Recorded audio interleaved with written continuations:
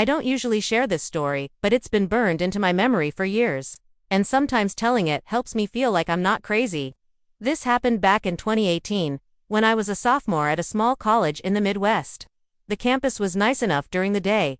Small town vibes, brick buildings, friendly professors. But at night, it got really quiet. Too quiet. There weren't many students, and the streets emptied after 10 p.m. The kind of quiet where even the sound of your own footsteps feels too loud. Behind the campus was a patch of woods that stretched for miles. Students always warned each other not to walk through there after dark. Some said it was because of wild animals. Others whispered rumors about people going missing in those woods years ago. Of course, I ignored the warnings. I liked walking through the trail. It was peaceful, a shortcut. I told myself the horror stories were just college urban legends. But one night proved me wrong. It was late, about 11:30 p.m. I had just left my friend's dorm after cramming for an exam. Instead of taking the lit sidewalk, I decided to cut through the woods. I had done it dozens of times, so it felt routine.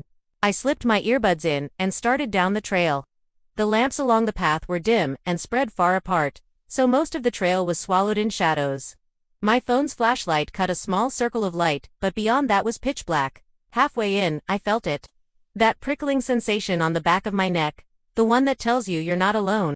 At first, I brushed it off. I paused my music, pulled out one earbud, and listened. For a moment, there was nothing but silence. Then I heard it. Footsteps. Not directly behind me, but in the trees to my right. They weren't fast, but they matched my pace. I stopped. The footsteps stopped. I started again. They started again. My chest tightened. My first thought was that it was another student messing with me, but when I scanned the trees with my phone's flashlight, I saw nothing but branches swaying. I sped up, trying to shake the unease. That's when I heard it. A whistle, low, slow, playful. The kind of sound you'd use to get a dog's attention, except it wasn't friendly. It echoed through the trees, deliberate and mocking. Every nerve in my body screamed to run, but I froze, sweeping my flashlight toward the sound. For a split second, I thought I saw something. A tall, thin figure standing perfectly still between the trees. The second my light touched it, the whistling stopped. I stood there, heart pounding, gripping my phone so tight my knuckles ached. Then I heard it again. Not a whistle this time, but leaves crunching. From the opposite side of the trail. Like something was circling me. That was it. I bolted.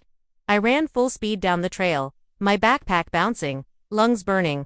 The footsteps in the woods kept pace, but never came closer. Then, just as I saw the streetlights ahead, the whistle returned.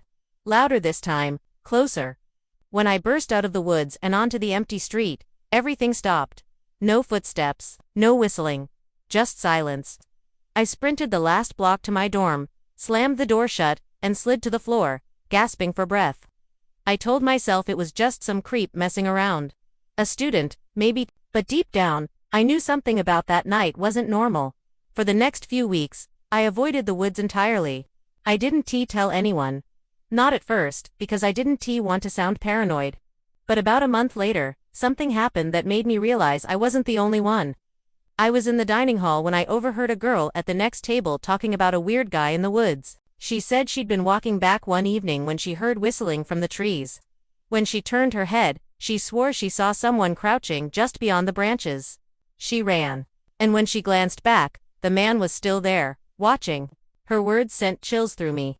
I asked her what the whistle sounded like, and when she mimicked it, soft, drawn out, playful, I felt sick. It was the exact same sound. After that, I couldn't stay quiet.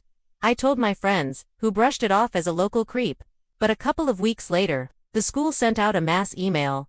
Multiple students have reported strange encounters near the wooded trail. For your safety, please avoid walking there after dark. That's when I realized this wasn't just in my head. One night, right before winter break, I was walking back from the library. I stuck to the sidewalk this time, under the glow of the street lamps. The air was freezing, and campus was practically deserted. That's when I heard it again. The whistle. But it wasn't coming from the woods this time. It was coming from behind me.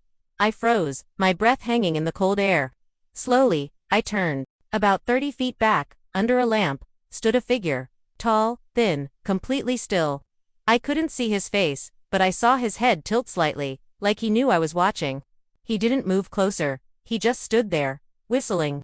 I ran again. My legs felt like lead, but fear pushed me faster than I'd ever run before. I didn't stop until I slammed my dorm door shut behind me. When I peeked through the lobby window, the street was empty. No footsteps, no whistling, just silence. That night was the last straw. I swore I'd never walk alone after dark again. Campus security never caught anyone, and over time, the reports died down. Students chalked it up to rumors. But I know what I heard.